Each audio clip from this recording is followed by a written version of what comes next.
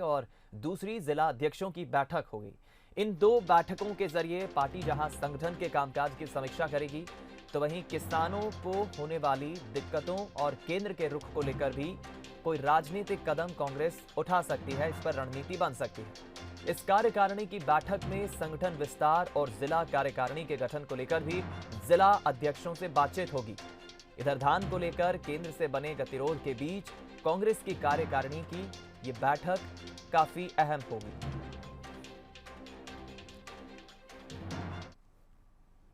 3 जनवरी रविवार को प्रदेश कांग्रेस के मुख्यालय राजीव भवन में 2 महत्वपूर्ण बैठकें आहूत की गई हैं। पहले 12 बजे प्रदेश कांग्रेस की 41 सदस्यीय कार्यकारिणी की बैठक होगी और दोपहर 3 बजे प्रदेश कांग्रेस के सभी जिला कांग्रेस अध्यक्षों की बैठक होगी। दोनों ही बैठकों में प्रदेश कांग्रेस अध्यक्ष मोहन मरकाम उपस्थित रहेंगे। इन बैठकों में राज्य की वर्तमान राजनीतिक स्थिति को लेकर महत्वपूर्ण विमर्श होगा। छत्तीसगढ़ के सीएम भूपेश बघेल आज बिलासपुर दौरे पर रहेंगे। 650 करोड़ से ज्यादा की वो सौगात देंगे। अपने 2 दिनों के इस दौरे में वो कई विकास योजनाओं की शुरुआत करेंगे। नवनिर्मित सेंट्रल लाइब्रेरी, स्मार्ट सड़क, न्यू सर्किट हाउस, आत्मानंद उत्कृष्ट अंग्रेजी मीडियम स्कूलों सहित करीब 100 करोड़ की लागत से 142 कामों की शुरुआत करेंगे। 414 करोड़ से ज्यादा की लागत से 225 कामों का भूमि पूजन भी सीएम के हाथों होगा। सीएम के दौरे को लेकर प्रशासन ने पूरी तैयारी कर ली है।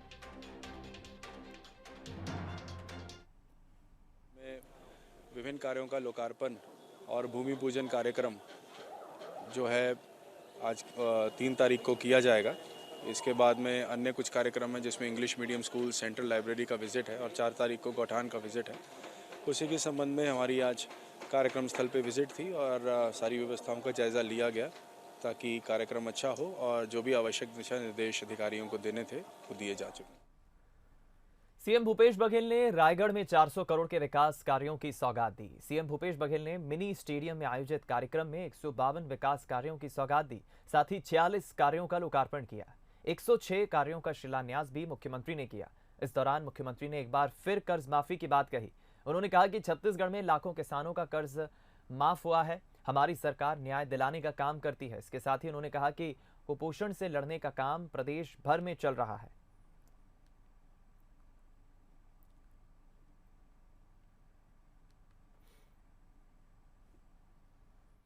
अभी लगभग 1100 करोड़ के शिलान्यास और लोकार्पण के कार्यक्रम संपन्न हुई। ये बहुत बड़े राशि। अभी हम जसपुर गए रहे तो वहां 700 करोड़ के भूमि पूजन करे पिछले महीना। तो समझ लो आपके लोकसभा में 1800 करोड़ के काम आपके रायगढ़ लोकसभा में होना है। बहुत दिन से यहाँ के सड़क के पुल पुलिया के मांग हमारे साथी मन करत रही से। बहुत जर्जर स्थिति रही से। जतेक भी मांग विधायक मन मंच के माध्यम से करे वो सब ला स्वीकृत करके मैं लाया हूं। खबर राजधानी रायपुर से, जहां निगम मंडलों की सूची पर पीएल पुनिया ने बयान दिया है। प्रदेश प्रभारी पीएल पुनिया ने कहा है कि अभी कार्यकर्ताओं को 20 दिन और इंतजार करना होगा। प्रक्रिया जारी है, तय समय में नियुक्तियां हो जाएंगी। इधर दूसरी तरफ धान खरीदी मामले में बीजेपी के आरोपों पर पीएल पुनिया ने कहा कि बीजेपी नेताओं को प्रधानमंत्री के घर के सामने धरना देना चाहिए। केंद्र सरकार से मांग करना चाहिए कि जल्द उठाव की अनुमति दे।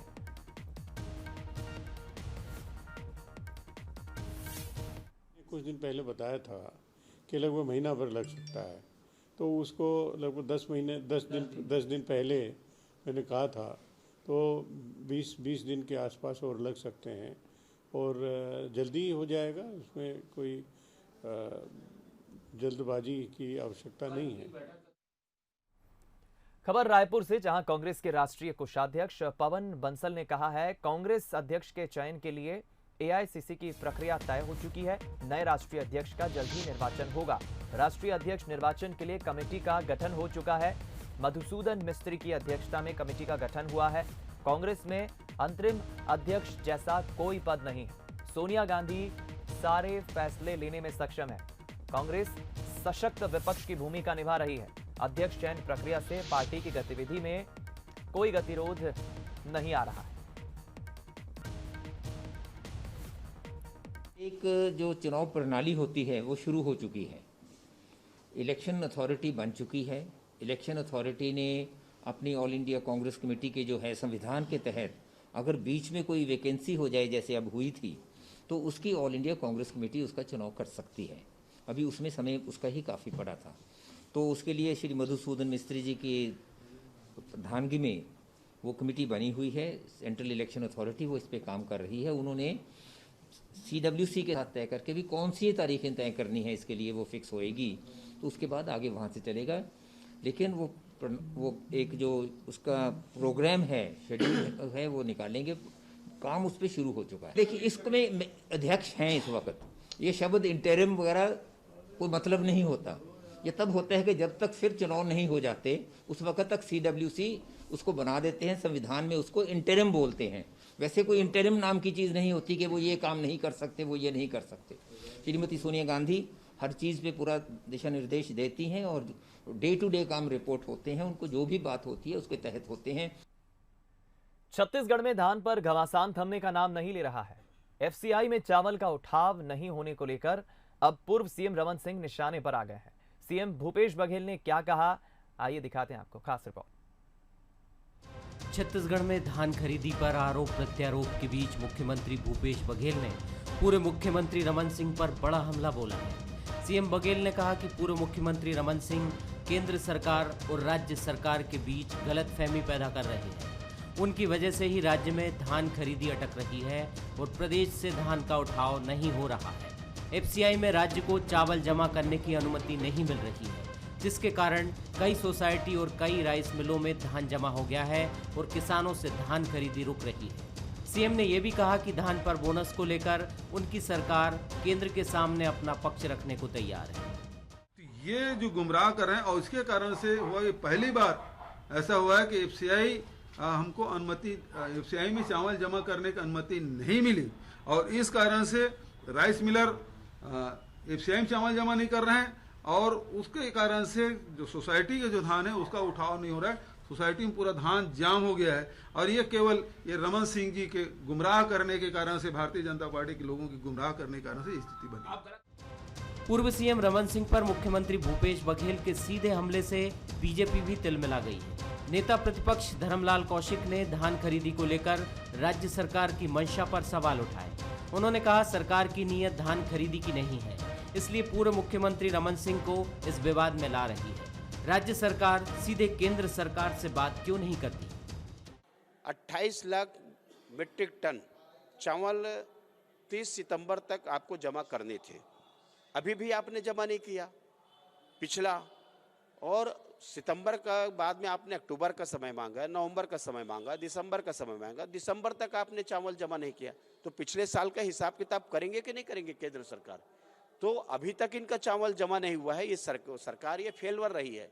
अब जो ये आरोप लगा रहे हैं डॉक्टर रमन सिंह के ऊपर कि डॉक्टर रमन सिंह ने भ्रमित किया, अरे भैया आपकी सरकार है, आप डायरेक्ट PM से बात कर रहे हैं, आप डायरेक्ट गृह मंत्री से बात कर रहे हैं, डॉक्टर रमन सिंह बीच में कहां से आ गए? किसान और धान खरीदी पर पिछले 2 साल से सियासी पारा चढ़ता रहा है। पहले धान के कोटे को लेकर विवाद हुआ, फिर धान पर बोनस को लेकर। हाल ही में बारदानों को लेकर भी बघेल सरकार ने केंद्र पर सवाल उठाए थे, लेकिन धान पर मचा घमासान अब 2 बड़े नेताओं की जुबानी जंग में बदलता जा रहा है। सीएम के आरोप से पहले पूर्व सीएम ने राज्य सरकार पर भ्रष्टाचार को लेकर बड़ा हमला बोला था। 2 दिग्गजों की तरफ से हो रही बयानबाजी से ऐसा लगता है कि ये जंग अभी थमने वाली नहीं है। Abhishek Shukla, Bansal news, Raipur. Bilaspur smart city limited 7 बड़े नए प्रोजेक्ट पर जल्द काम शुरू करने जा रहा है। इसके लिए प्रोजेक्ट का टेंडर फाइनल हो चुका है तो कुछ का प्रोसेस में है। निगम अफसरों का दावा है कि सितंबर अक्टूबर से इन नए प्रोजेक्ट का शहरवासियों को भी फायदा मिलने लगेगा। देखिए रिपोर्ट। न्यायधानी बिलासपुर अब महानगरों की तर्ज पर तैयार होती दिख रही है। यहाँ स्मार्ट रोड, 4 लेन 6 लेन सड़क पर तो काम शुरू हो चुका है, बल्कि complex, multi level parking, ITMS के तहत कैमरे लगाए जाने जैसे बड़े प्रोजेक्ट भी तेजी से आगे बढ़ रहे हैं। इसमें प्रमुख रूप से Arpa river front development project, Nehru Chowk से मंगला चौक तक 1700 मीटर सड़क का चौड़ीकरण और सौंदर्यीकरण, digital library, smart road, Imlipara complex और ITMS प्रोजेक्ट पर काम दिखाई देने लगा है। निगम अफसरों का दावा है कि इनमें से कुछ प्रोजेक्ट का लाभ सितंबर-अक्टूबर से शहरवासियों को मिलने लगेगा।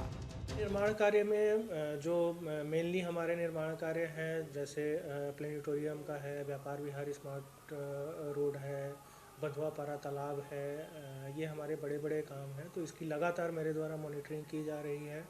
हर वीक में मैं 2 दिन 3 दिन में खुद जाके इसको विजिट कर रहा हूँ। वर्क का प्रोग्रेस जो है वो तेजी आई है। उधर जनप्रतिनिधि भी शहर के विकास को लेकर गंभीर दिखाई दे रहे हैं। यही वजह है कि बिलासपुर की लाइफलाइन कही जाने वाली अरपा नदी के सौंदर्यीकरण और इसमें 12 महीने नदी में पानी भरा रहे, इसके लिए बैराज निर्माण पर फोकस बनाए हुए है। इंग्लिश मीडियम स्कूल में गरीब बच्चों को पढ़ाने का संकल्प लिया हुआ है। हमने अपनी सरकार के बनने के बाद बहुत सारे ऐसे बड़े काम किए हैं, जिसमें कि 2 बड़े बैराज 100 करोड़ के बिलासपुर में, जिसका माननीय मुख्यमंत्री जी से वो भूमि पूजन करने आ रहे हैं, जिससे कि 12 महीने जो है वो पानी रहेगा बिलासपुर में। इंग्लिश मीडियम स्कूल शिक्षा का स्तर सुधारा, तो जो गरीब लोग हैं, मध्यम वर्गीय, उनके बच्चे इंग्लिश मीडियम स्कूल में पढ़ने नहीं जा पाते थे या कि उन्हें ज़्यादा फीस देनी पड़ती थी। इनसे बच्चों के लिए हमने कई स्कूल खुलवाए बिलासपुर में। बिलासपुर 2021 में 21वीं सदी में बिलासपुर आपको दिखेगा। बिलासपुर में जो महत्वपूर्ण योजना है, अरपा नदी का योजना है, नदी में 12 माह पानी लाने का योजना है, जिसमें बैराज का उद्घाटन शिलान्यास होने जा रहा है। दोनों तरफ रोड रहेंगे, सौंदर्यीकरण होगा।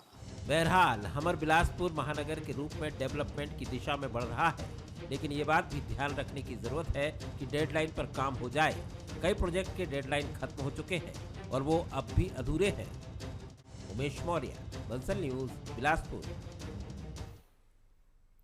अविभाजित मध्य प्रदेश के पूर्व मुख्यमंत्री कांग्रेस के वरिष्ठ नेता मोतीलाल वोरा के निधन पर श्रद्धांजलि सभा का आयोजन किया गया। इस मौके पर मुख्यमंत्री भूपेश बघेल, पीसी शर्मा सहित कांग्रेस के वरिष्ठ नेता मौजूद रहे।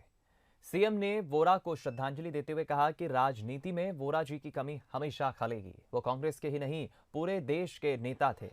मुख्यमंत्री ने कहा कि वो हर पार्टी के नेताओं को साथ लेकर चलते थे, हर मसले पर लोगों की राय लेते थे।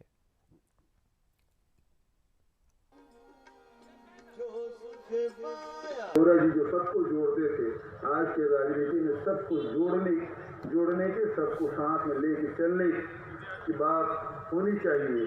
चाहे भारत की राजनीति हो, चाहे प्रदेश की राजनीति हो, सबको साथ में लेके चलें। यही वोरा जी के प्रति सच्ची श्रद्धांजलि होगी। मैं उन्हें अपने ओर से, अपने प्रदेश की जनता की ओर से बाबूजी को श्रद्धा सुमन अर्पित करते हैं। चलिए बात करते हैं छत्तीसगढ़ के कोरोना हेल्थ बुलेटिन की। रफ्तार थोड़ी सी धीमी हुई है। छत्तीसगढ़ में बीते 24 घंटे में कोरोना के 1174 नए मामले सामने आए हैं। वहीं 5 मरीजों की मौत हुई है।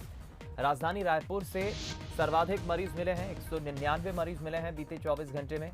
तो वहीं दुर्ग से 96 मरीज मिले हैं। इधर राजनांदगांव से 57 नए मरीज मिले हैं। प्रदेश में फिलहाल 10,517 एक्टिव केस हैं और 3,386 मरीजों की अब तक मौत हो चुकी है।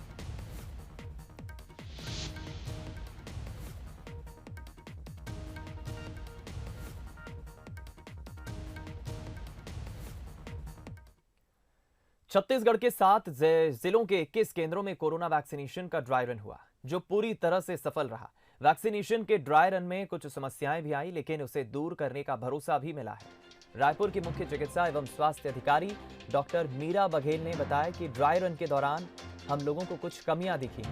देखने में आया कि पंजीयन की प्रक्रिया के बाद वैक्सीनेशन के लिए आए व्यक्ति बूथ के भीतर इकट्ठा हो गए। उनमें से पहचान मुश्किल थी कि किसे वैक्सीन लगी है और किसे नहीं। ऐसे में कोई आकर भी बिना वैक्सीन लगवाए बाहर निकल सकता है। जिस व्यक्ति को वैक्सीन लगी है उसे आधे घंटे तक एक कमरे में बैठाकर रखना है।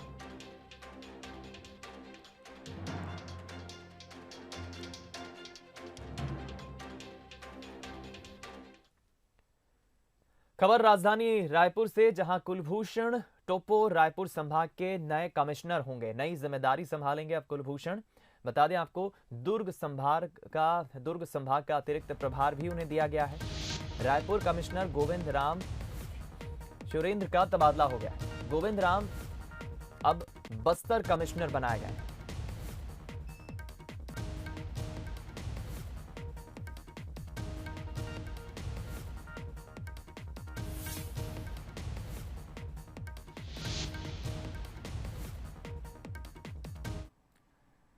खबर राजधानी रायपुर से, जहां रायपुर के एम्स अस्पताल से कैंसर पीड़ित मरीज भोज कुमार ने कूदकर जान दे दी। राजनांद गांव का निवासी था मृतक, जिसने एम्स से कूदकर अस्पताल से कूदकर अपनी जान दे दी, सुसाइड किया। पहले भी बता दें आपको, 2 मरीज अस्पताल से कूदकर अपनी जान दे चुके हैं। अमानाका पुलिस ने मामला दर्ज कर लिया है, मामले की जांच शुरू कर दी है।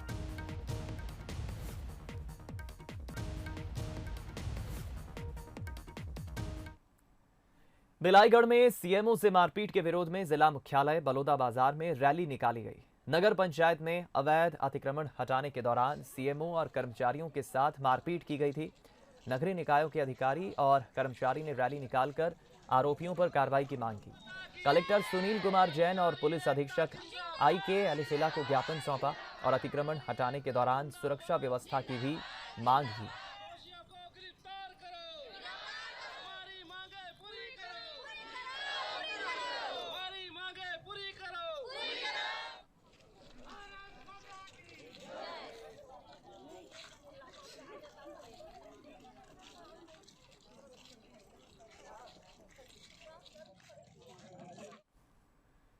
कोंडा गांव में बाल मजदूरी का एक ऐसा वीडियो वायरल हो रहा है जिसमें 5 साल तक के छोटे बच्चे भी रेत उठाते दिखाई दे रहे हैं। बताया जा रहा है ग्राम पंचायत बनसेसी का ये वीडियो है, जहां नए पंचायत भवन की बिल्डिंग की छत पर बाल्टी से रेत पहुंचाई जा रही है। नीचे भी बच्चे हैं और छत पर भी बच्चे हैं। अंतर सिर्फ उम्र का है। इस मामले में हालांकि अधिकारी गोलमोल जवाब देते नजर आए।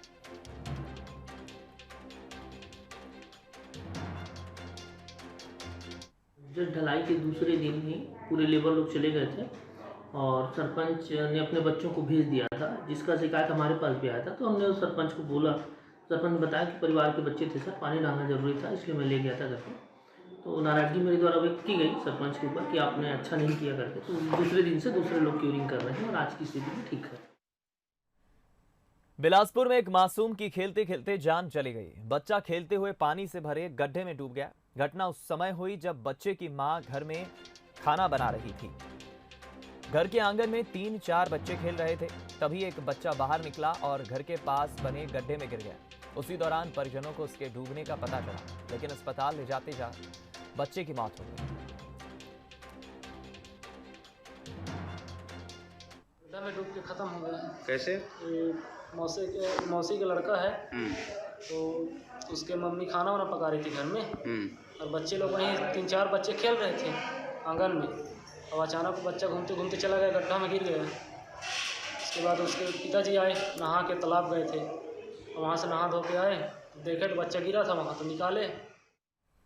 इधर कोंडा गांव के कई राशन दुकानों में प्लास्टिक चावल होने की अफवाहें लगातार फैल रही हैं। दरअसल राशन दुकानों में मिलने वाला फोर्टिफाइड चावल को ग्रामीण प्लास्टिक चावल होने की बात कह रहे हैं। लोगों का कहना है कि ना तो राशन का चावल पकता है और ना ही पचता है। इस पूरे मामले में जिला प्रशासन ने जब इसकी गहनता से जांच की तो इसमें पाया गया कि कोंडा गांव में चलाए जा रहे पायलट प्रोजेक्ट के रूप में पौष्टिक चावल फोर्टिफाइड को देखकर ग्रामीण भ्रमित हो रहे हैं। कलेक्टर ने अपील भी की है कि जिसे लोग प्लास्टिक चावल समझ रहे हैं वो कुपोषण दूर करने के लिए पौष्टिक फोर्टिफाइड चावल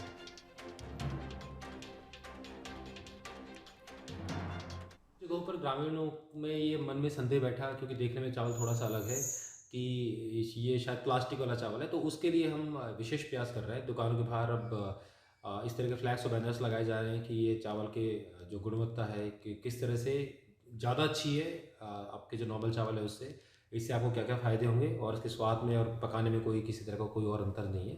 तो उम्मीद कर रहे हैं कि थोड़ी जागरूकता जब फैलेगी तो ग्रामीणों के मन में जो ये भ्रांतियाँ विकसित हो रही हैं ये दूर होंगी। मरवाही के सिवनी गांव में एक दिव्यांग बैटरी चलित रिक्शा के लिए ऑफिस फिर रहा है, या यूं कह लीजिए कि सिस्टम के सामने मजबूरी में रेंग रहा है। अगर ये खबर वाकई जिम्मेदार देख रहे हो तो इस दिव्यांग की मदद की जानी चाहिए। एक तो करीब करीब चलने की हालत में दिव्यांग हरदेव केवट नहीं है, दूसरा ये कि उन्हें टीबी जैसी गंभीर बीमारी भी है। घर में इनकी बहन भी दिव्यांग है। समझा जा सकता है कि हरदेव किस तरह की मुश्किलों का रोजाना सामना करते होंगे और बेसुध सिस्टम के सामने हताश हो जाते हैं।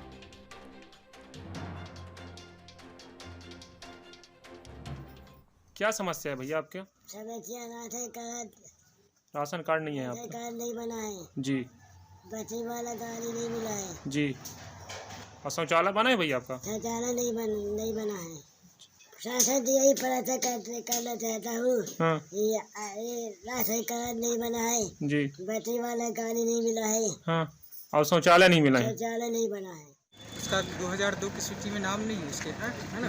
तो उसके शासन की और कुछ योजना है ऐसा तो जी उसको अपन लाभ दिला देंगे, है ना? अभी तो अपने यहाँ से तो 2002 वाला कोई मामला है ना, 2002 में उसका नाम नहीं है जी, है ना? तो उसके अलावा और कुछ उसको फायदा मिल सके तो अपन शासन से दिलाएंगे। नए साल की शुरुआत किसी ने जश्न के साथ की तो किसी ने पिकनिक मनाकर की। वहीं बॉलीवुड के उभरते सितारे विक्रम मस्ताल ने नए साल की शुरुआत विंध्य घाटी से की और ऊंची चोटी पर चढ़कर उन्होंने तिरंगा लहराया। सीहोर के सलकनपुर के रहने वाले विक्रम मस्ताल अपनी सादगी के लिए जाने जाते हैं। उन्हें ट्रैकिंग का शौक भी है और इसी के चलते नए साल की शुरुआत सलकनपुर के पास विंध्य घाटी की चोटी पर चढ़ाई के साथ उन्होंने की। विक्रम ने विंध्य घाटी की चोटी को फतह किया और देश का तिरंगा लहराया। विक्रम मस्ताल कई फिल्मों और वेब सीरीज में काम कर चुके हैं। छोटे से गांव से लेकर माया नगरी तक का सफर तय करने वाले विक्रम आज भी अपने गांव से जुड़े हैं और समय मिलने पर गांव में अपने परिवार के साथ वक्त जरूर बिताते हैं।